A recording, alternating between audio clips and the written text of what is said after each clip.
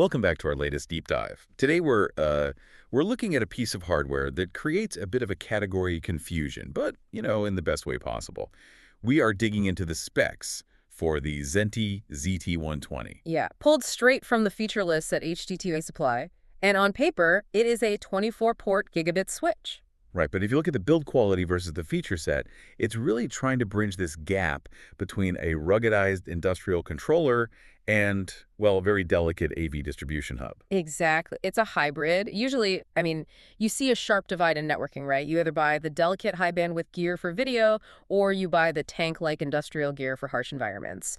But the ZT-120 is attempting to do both. And our mission today is to figure out how it actually pulls that off. So the feature that jumped out at me immediately was the redundancy protocol, because they aren't just relying on standard spanning tree protocol here. No, they are highlighting their VR-ring looped redundancy technology. Which is a really critical distinction for anyone running AV over IP, because standard protocols can take, they can take anywhere from a few seconds to nearly a minute to reconverge if a link fails.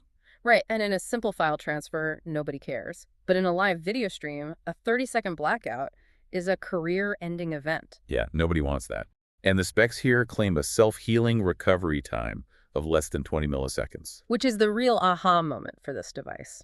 Less than 20 milliseconds is effectively zero to the human eye. It's often zero even to the decoder. So the network detects the break and reroutes the traffic before the video buffers even empties out. Exactly. It's moving from what we would call IT tolerable latency to true broadcast critical latency. That speed implies the switch is making autonomous decisions faster than the connected endpoints can even register a problem.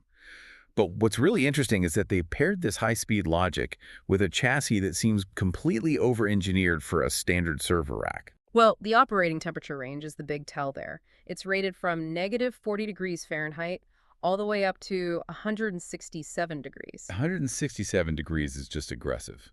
That's not a climate-controlled data center. That's an unventilated outdoor enclosure in the middle of a Phoenix summer. Or a hot server room, or an industrial factory floor. And this is where the feature set actually dictates the use case.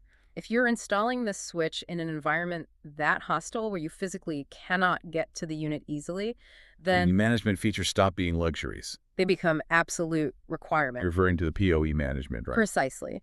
It supports full power over Ethernet, obviously. But the ability to remotely toggle power per port or schedule PoE load timing restarts is what really matters here. Because if you have a security camera or an AV transmitter mounted on a pole in sub-zero temperatures and it locks up, you are definitely not climbing a ladder to unplug it. No way. You just log into the management interface and bounce the power. It lets you power cycle the edge devices without rolling a truck out to the site. Let's look at the traffic management side, specifically regarding the AV part of the name.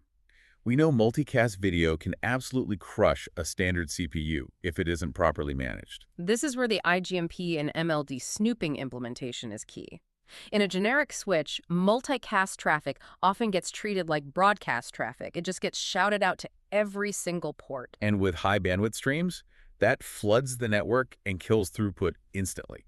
So the ZT-120 is actively pruning that traffic. Right. It ensures those heavy video streams only go to the specific ports that actually requested them. It prevents the network from drowning in unnecessary data. So it's acting less like a passive hub and more like an active traffic curator. It has to. And since it uses Layer 3 switching technology and supports IPv4 and IPv6 dual-stack platforms, it's really positioned as a future-proof device. It's a ton of capability for the price point. HDTV Supply has this listed at $800, which for a managed industrial spec Layer 3 switch is aggressive. Very competitive. And for the procurement people tuning in, there was a discount code in the source notes, 25% off, which knocks a significant chunk off that operational cost. Plus, it's a 1U rack-mountable unit and comes with a 5-year warranty and lifetime technical support.